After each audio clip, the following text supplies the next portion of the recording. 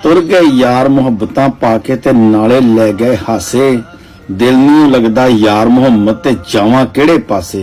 बाबा खादम रजवी दे इंतकाल दे ते मैं वीडियो पाई सी ते मेरे सिख वीरां ने कुछ ने इतराज कीता सी कि ओ इंसान सिखां दे खिलाफ सी।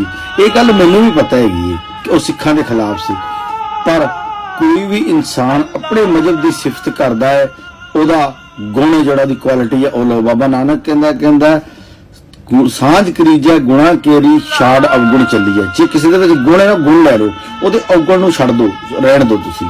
ते गुरु साहब ने सानू ये सबक दिता, ना को बैरी ना है बगाना सगल संग हमको बनियाई।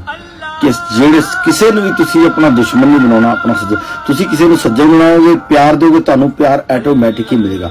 हो सकदा किते ना किते उन्हां विच कमी होवे, पर उन्होंने सारी जिंदगी मुहम्मद साहब जी अपने नबी की सिफत की है, जिस करके आप